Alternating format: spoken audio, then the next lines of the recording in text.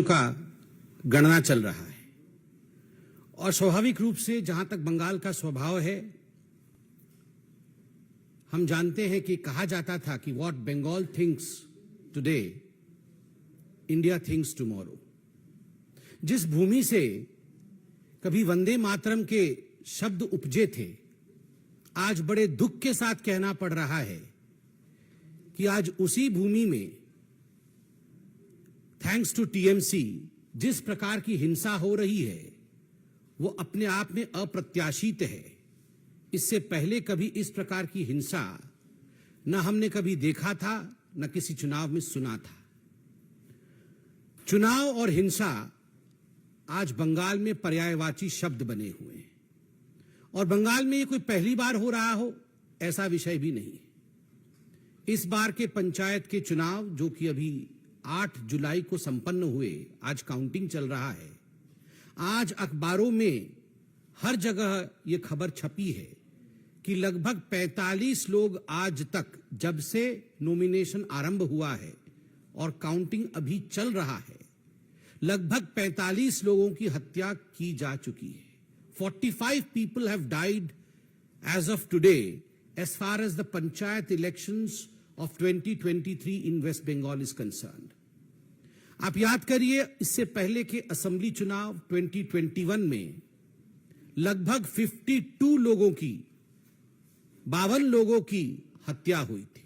52 people had died in the assembly elections during Bengal. 2018 के पंचायत के चुनाव में 23 लोगों की हत्या हुई थी, चुनावी हत्या। और उससे पहले 2013 के बंगाल के पंचायत के चुनाव में 15 लोगों की हत्या हुई थी। 2013 में 15 लोग, 2018 में 23 लोग और 2023 जो वर्तमान का पंचायत चुनाव चल रहा है उसमें 45 लोगों की हत्या। उत्तरोत्तर दिन प्रतिदिन लोकतंत्र किस प्रकार दम तोड़ रहा है बंगाल में, यह आपके सामने पेश है, संख्यावत पेश है। बंधुगण, केवल हत्याएं नहीं, आप अगर अखबार पढ़ेंगे तो जिन शब्दों का प्रयोग सर्वाधिक किया गया है बंगाल के पंचायत के चुनावों को लेकर, वो शब्द है फायरिंग, गोलीबारी, बॉम्बिंग, बमबारी, बोगस वोटिंग, रिगिंग, मतपेटियों का जलाना, मतपेटियों को फेंकना। कोई तालाब में फेंक रहा है मतपेटियों को, तो कोई वोट रिगिंग करके किस प्रकार से जीता जा सकता है, टीएमसी उस प्रयत्न में, उस यत्न में लगी है। जिस डेमोक्रेसी में, जिस लोकतंत्र में फायरिंग, बॉम्बिंग, हत्या, रिगिंग ऐसे शब्दों का प्रयोग होता है, उस लोकतंत्र का क्या वजूद है, आप जरा सोच के देखिए। बंधुगण, आप सभी जानते हैं कि जहां तक भारतीय जनता पार्टी का सवाल है, हमने लगभग 6000 पोलिंग बूथों पे रीपोलिंग का डिमांड किया था। इस कदर एक बायसनेस के साथ ये पोलिंग हुई है। आप सबने सुना था सुप्रीम कोर्ट और हाईकोर्ट ने क्या कहा था। सुप्रीम कोर्ट ने ताकीद किया था राज्य सरकार को कि आप सही तरीके से तटस्थ होकर केंद्रीय बल के साथ, सेंट्रल फोर्सेस के साथ चुनाव कराइए। सेंट्रल फोर्सेस तो गई, मगर डिप्लॉयमेंट जो सेंट्रल फोर्सेस के हुए उनका ठीक तरह से डिप्लॉयमेंट राज्य की सरकार ने नहीं किया। जो सेंसिटिव बूथ होती है उनकी संख्या छुपाई गई, सेंसिटिव बूथ का डाटा दिया नहीं गया। सेंट्रल फोर्सेस के होने के बावजूद 45 लोगों की हत्या, यह दिखाता है कि राज्य सरकार किस प्रकार से एक प्रायोजित रूप से इन हत्याओं को अंजाम दे रही थी। यह एक स्टेट स्पॉन्सर्ड मर्डर है। ये जितने लोग मारे गए हैं, यह प्रायोजित है। This is not accidental, this is state sponsored murder of democracy in West Bengal. और केवल राजनीतिक पार्टी ही स्पॉन्सर कर रही है ऐसा नहीं है। इंस्टीट्यूशनलाइजेशन, संस्थागत मर्डर है, अर्थात इसमें पुलिस प्रशासन से लेकर जो डिस्ट्रिक्ट अधिकारी होते हैं और जो प्रशासनिक अधिकारी होते हैं, वह सब सम्मिलित हैं। एक तरह से सबके मिली भगत से ये स्टेट स्पॉन्सर्ड इंस्टीट्यूशनलाइज्ड मर्डर आज वेस्ट बंगाल में हो रहा है। आप सोच के देखिए 21वीं शताब्दी में भारतवर्ष बैठा हुआ है। मैं भी सोशल मीडिया में हूं, आप भी सोशल मीडिया में हैं। आजकल कुछ छुपता नहीं। जब हम सोशल मीडिया और फेसबुक में देखते हैं एक के ऊपर एक लद करके डेड बॉडियों को ट्रक से या बस से उतारा जा रहा है और स्ट्रेचर्स में डाला जा रहा है, किसी के हाथ मुड़े हुए हैं, किसी के पांव मुड़े हुए हैं, और ये किसी एक्सीडेंट का सीन नहीं है, ये कोई दुर्घटना का दृश्य नहीं है, ये मर्डर है, ब्लेटेंट मर्डर। दिन दहाड़े हत्या की गई है केवल इसलिए क्योंकि आप टीएमसी को वोट नहीं कर रहे। और ये कोई केवल भारतीय जनता पार्टी के कार्यकर्ताओं का मर्डर नहीं है, इसमें कांग्रेसी भी हैं, इसमें कम्युनिस्ट पार्टी के लोग भी हैं, इसमें बाकी पार्टी के लोग भी हैं, ऐसे लोग भी हैं जिनका राजनीति से कोई लेना देना नहीं है, वो केवल वोटिंग करने जा रहे हैं। ऐसे लोगों की हत्या हुई है। जब इस प्रकार का दृश्य सोशल मीडिया और फेसबुक में हम देखते हैं तो मैं कई बार सोचता हूं कि अगर यही दृश्य कोई भाजपा शासित राज्य से आ रहा होता तो हाहाकार मच गया होता। ये सारे नेता, ये जो हाथ पकड़ पकड़ के कभी बेंगलुरु में खड़े होते हैं तो कभी किसी और राज्य में खड़े होते हैं, महागठबंधन का दृश्य दिखाते हैं। कहां है वे सारे नेता? कहां है लालू प्रसाद यादव? कहां है नीतीश जी? कहां है वो मोहब्बत की दुकान खोलने वाले राहुल गांधी? कहां है ये सारे महागठबंधन के नेता? एक के मुंह से एक शब्द नहीं निकला है, एक शब्द नहीं निकला है। राहुल जी कहां है आपका? आपकी मोहब्बत की दुकान का कोई जिक्र नहीं है। आप तो पूरे हिंदुस्तान में मोहब्बत की दुकान खोलना चाहते थे। मैं बताता हूं राहुल जी, आप आज मोहब्बत की दुकान के विषय में बात इसलिए नहीं कर रहे हैं क्योंकि आपके आकांक्षाओं का मेगा मॉल खुला हुआ है। The mega mall of your ambition. You want to become the ruler of this country by hook और बाय क्रुक। कैसे भी मैं सत्तासीन हो जाऊं, मैं सत्तारूढ़ हो जाऊं, और अगर हमारे लोग हत्या कर भी रहे हैं तो कोई बात नहीं है, वहां मोहब्बत की दुकान की आवश्यकता नहीं है। ये मोहब्बत की दुकान और मोहब्बत के दुकान की फरमान ये केवल उन्हीं जगह आवश्यक है जहां मोदी जी पे और भारतीय जनता पार्टी पे प्रहार किया जा सकता है। कोई बात नहीं अगर कांग्रेस का कार्यकर्ता भी टीएमसी के लोगों द्वारा उसकी हत्या कर दी जाए और कांग्रेस के नेता खुद बंगाल में कहे कि हमारे कार्यकर्ताओं की हत्या हुई है, उस पे भी राहुल गांधी और कांग्रेस के शीर्ष नेतृत्व की चुप्पी यह दर्शाता है कि इन लोगों का एम्बिशन कितना बड़ा है। यह लोग डेमोक्रेसी की हत्या होते हुए देख सकते हैं मगर अपने एम्बिशन की हत्या होते हुए, अपनी महत्वाकांक्षा को लुटते हुए नहीं देख सकते। मां, माटी और मानुष की बात करती थी ममता बनर्जी। मां आज बिलख रही है, रो रही है, माटी आज रक्त रंजित है, मानुष की आज हत्या हो चुकी है। और ममता जी माफ करिएगा अगर मैं कहूं कि निर्मम बंदोपाध्याय जी ये सब मूक दर्शक बन के देख रही है तो ये अतिशयोक्ति नहीं होगी। ये निर्ममता है, ये ममता नहीं है। ये डायमंड हार्बर मॉडल है। डायमंड हार्बर जहां से अभिषेक बनर्जी लड़ते हैं, उनकी कॉन्स्टिट्यूएंसी है भाईपुओं की, और जिस प्रकार से वहां दादागिरी की राजनीति चल रही है, वहां counting agent Bharatiya Janata party और दूसरे पार्टी के काउंटिंग एजेंटों को छोड़ा तक नहीं जा रहा है। ये चारों ओर बंगाल में ये चल रहा है। काउंटिंग एजेंट अगर टीएमसी का नहीं है तो 2 किलोमीटर पहले उसे रोका जाता है।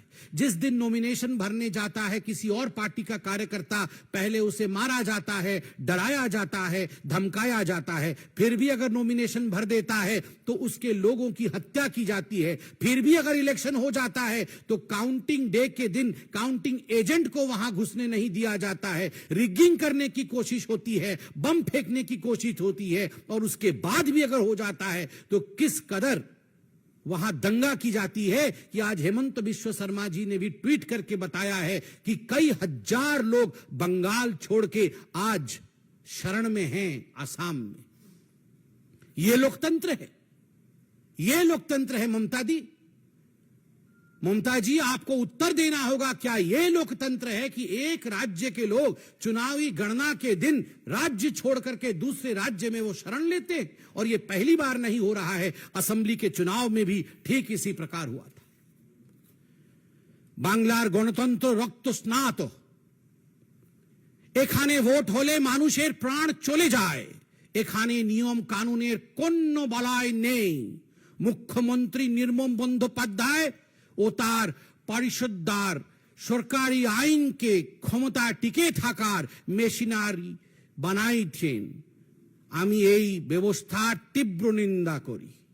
भारतीय जनता पार्टी इस पूरे व्यवस्था की जिस प्रकार से हिंसा हो रही है, जिस प्रकार से लोकतंत्र की हत्या हो रही है, उसकी तीव्र निंदा करती है। धन्यवाद।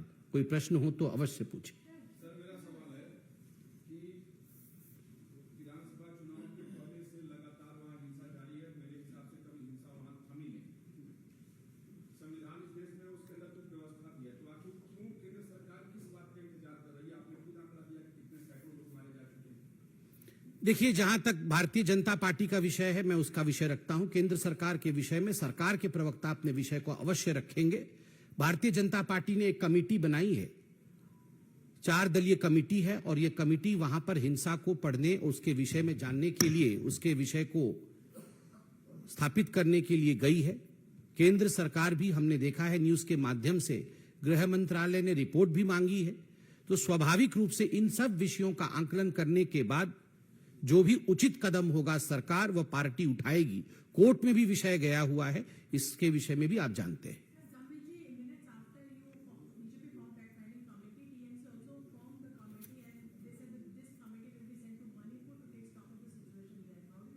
So the answer of the Bengal government is whataboutery. वहां भी हुआ है तो यहां भी होगा, क्या ये उत्तर है? 52 लोगों का मर जाना असेंबली इलेक्शन में, 45 लोगों की मृत्यु पंचायत के इस बार के चुनाव में। शर्म से जहां हम सबको सर झुका लेना चाहिए, वहां वॉटअबाउटरी हो रही है कि वहां भी हुआ था तो क्या हो गया, यहां भी होगा। मुझे लगता है ये बहुत शर्मनाक स्टेटमेंट है बंगाल के टीएमसी पार्टी द्वारा। उनको क्षमा मांगनी चाहिए। Yes ma'am.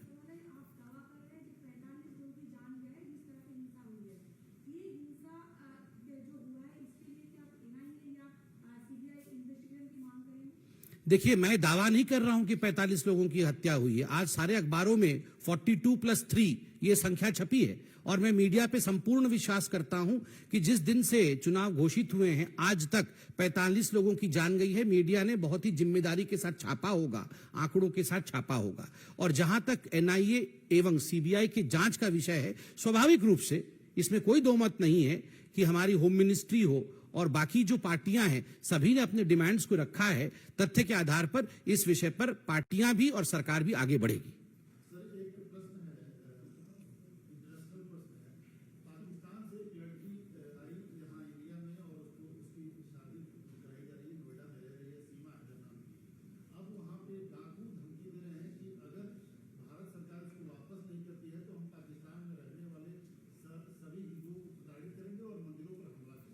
देखिए, मैंने इस न्यूज में इससे अनभिज्ञ हूं अभी। मुझे लगता है पूरी जानकारी के बाद ही मुझे इस पे कमेंट करना चाहिए।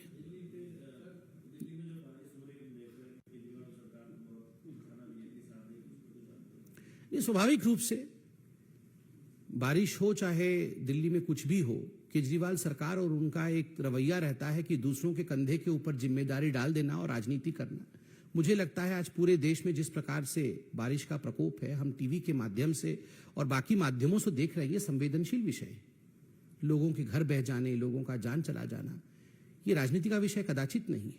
सभी सरकारें, चाहे किसी भी पार्टी की हो, एकजुट होकर इस पर काम करना चाहिए। जिस प्रकार की ओछी राजनीति मैं देख रहा हूं, ट्विटर के माध्यम से भी कुछ लोग दोषारोपण करने का काम दिल्ली में बैठ के कर रहे हैं। मुझे लगता है कि जब चुनाव लड़ते हैं और कहते हैं कि जिम्मेदारी मेरी है, जब एडवर्टाइजमेंट पे करोड़ों खर्च करते हैं, तो जिम्मेदारी लेने पर भी तनिक सी जमीर खर्च करनी चाहिए। थोड़ा सा, करोड़ों खर्च जब एडवर्टाइजमेंट में है तो थोड़ा सा खर्च जमीर पे भी होना चाहिए।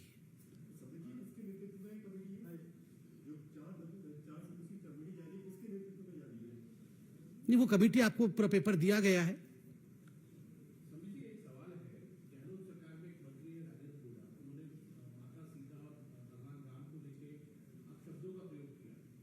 देखिए, बड़ा दुखद विषय है जिस प्रकार के शब्दों का प्रयोग राजेंद्र जी, जो कि मंत्री हैं, गहलोत जी की सरकार में राजस्थान में उन्होंने मां सीता के लिए और भगवान राम के लिए किया है, ये अपने आप में बहुत चिंताजनक विषय है। मैं तो उन शब्दों का दोबारा यहां प्रयोग नहीं कर सकता हूं, बहुत ही निंदनीय शब्द है, मगर ये कांग्रेस के लिए कोई नई बात नहीं। जिस पार्टी की अध्यक्षा, पूर्व अध्यक्षा आदरणीय सोनिया जी का मानना है कि भगवान राम का अस्तित्व ही नहीं है, भगवान राम काल्पनिक है, और इस पे उन्होंने सुप्रीम कोर्ट में एफिडेविट दिया, तो स्वाभाविक रूप से मां सीता के विषय में इस प्रकार की अभद्र टिप्पणी करना तो वो उनके स्वभाव में, उन्होंने अपने स्वभावगत आचरण किया है जो कि निंदनीय है।